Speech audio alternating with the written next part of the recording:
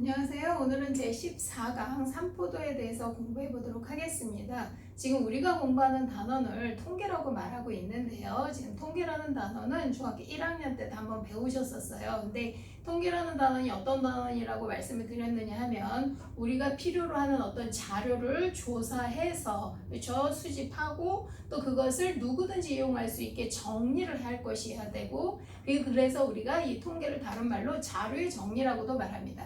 그게 중학교 1학년 때 배웠던 내용이고요. 그렇다면 정리되어 있는 자료를 보고 그 자료를 이해하고 읽고 해석할 수 있으셔야 되겠죠. 그게 바로 우리가 지금 3학년 때 배우는 통계 단원인데요. 지난 시간에는 우리가 그 어떤 자료를 보고 그 자리의 특징을 한 번에 알아볼 수 있는 대표값을 배우셨어요.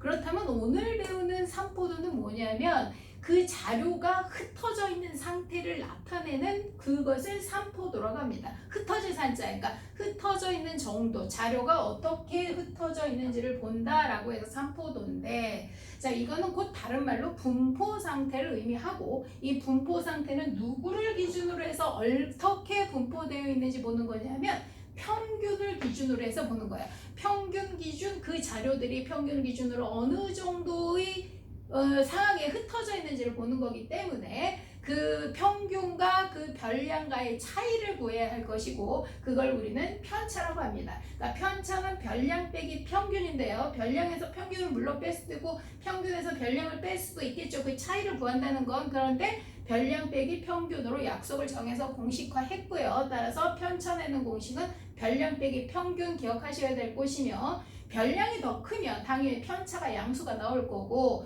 별량이 평균보다 작다면 음수의 편차가 나올 것입니다. 그래서 편차는 플러스 마이너스가 다 존재한다라고 기억하시면 좋을 것 같고 그 다음에 편차의 절대값이 클수록 평균에서 멀리 떨어져 있다. 당연하겠죠. 지금 평균을 기준으로 해서 제가 푸는 거라고 말씀을 드렸어요. 그러니까 어떤 평균 일정한 선을 기준으로 해서 그 자료에 흩어진 정도가 이렇게 있기 때문에 평균에서 멀리 플러스든 또는 마이너스든 멀리 떨어져 있으면 절대값이 클 거고 가까이 떨어져 있으면 절대값이 작겠죠. 플러스 마이너스가 크고 작음이 아니라 절대값이 크고 작음으로 해서 평균 기준으로 멀리 떨어져 있다. 그렇죠? 멀리 가까이 떨어져 있다. 이렇게 판단하셔야 합니다. 그래서 절대값이 클수록 평균에서 멀리 떨어져 있을 것이며 자, 이게 가장 중요한데요. 자, 이 마지막 거. 자, 편차의 성질 중 가장 중요한 건 편차의 총합은 항상 0이다라는 건데요.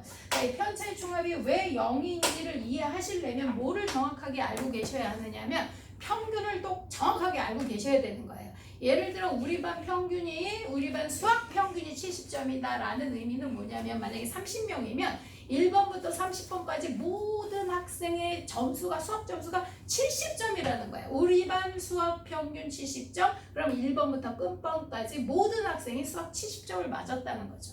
그런데 사실은 진짜 그렇지는 않죠.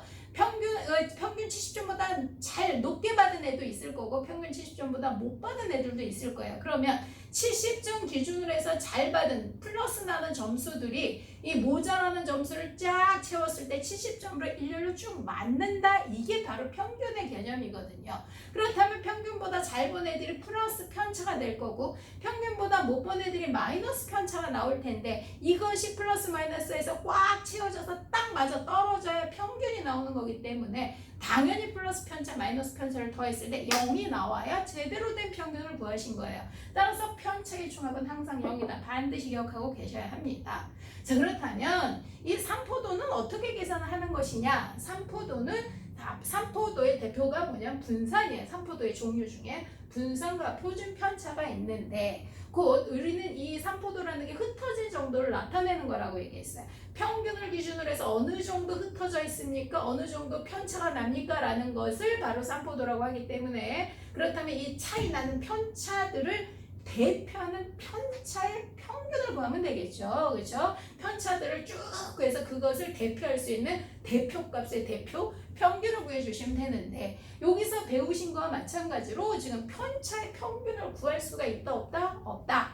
편차를 받아오면 0이니까 평균을 못 구하는 거죠. 그럼 지금 보시면 왜 이러한 상황이 나왔는지 알 수 있겠죠. 분산은 그래서 편차 제곱의 평균인 거예요. 그러니까 편차를 제곱해서 평균을 구해주시는 겁니다. 왜 제곱해서 평균을 구하는지 아실 수 있겠죠? 편차합이 0이라. 그래서 분산은 편차 제곱의 평균 공식 그대로입니다. 분산은 총 별량의 개수 분의 편차 제곱을 전부 더한 거. 이게 평균 구하는 거잖아요. 그죠?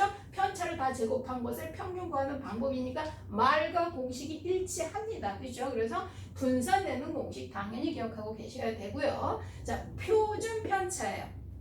문장에서 보시면 알겠지만 편차의 표준, 편차를 대표한다는 거예요. 그런데 편차의 대표값은 뭡니까? 편차의 평균인데 편차의 평균을 못 구해서 어떻게 해서 구했어? 제곱해서 구했잖아요. 그러니까 다시 뭘 구하면 된다는 거야? 제곱근을 구하면 된다. 이해하실 수 있겠죠? 그래서 표준 편차는 분산의 제곱근인데 제곱근이 플러스 마이너스니까 의미 아닌 제곱근, 일반적으로 양의 제곱근이라고 보통 말을 합니다. 0도 가능하지만 그래서 표준 편차는 분산의 양의 제곱근이다. 이렇게 기억하시면 될 것 같습니다.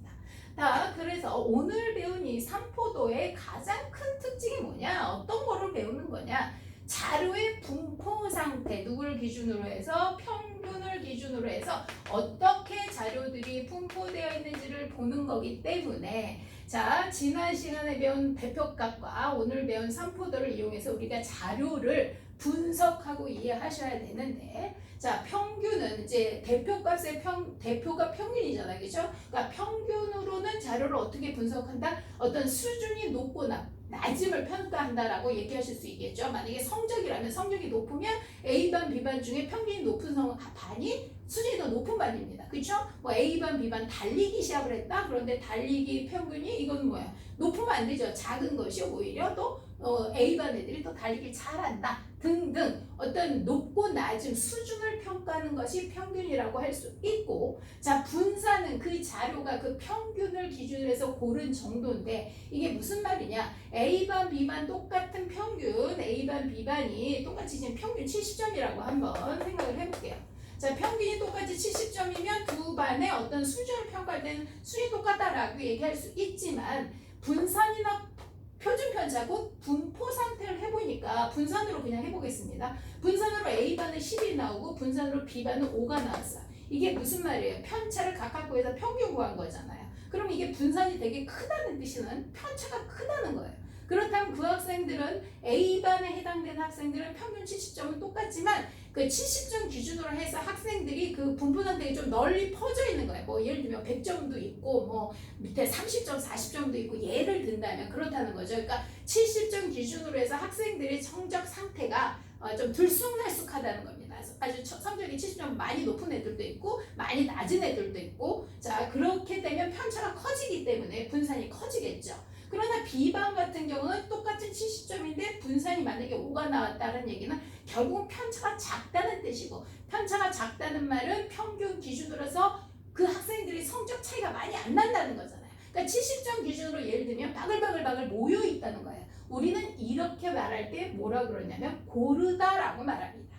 그 평균 기준으로 해서 비슷한 애들이 많을 때 아 이 반은 참 학생들 성적이 고르네. 또 만약에 다른 반이 A반 같은 데 가서 아우 여긴 너무 편차가 심해 애들이 고르지 않구나. 우리는 이렇게 자료를 해석할 수 있다는 겁니다. 그래서 가장 중요하죠. 분산과 표준 편차는 작을수록 고르다. 그 자료가 고르다라고 분석 또는 해석할 수 있다는 걸 아실 수 있을 겁니다. 자 오늘 배운 내용 이 분산 구하는 거 아주 중요하기 때문에 분산되는 공식 철저히 외우시고 또 문제 예제 많이 풀어보시길 바랍니다. 수고하셨습니다.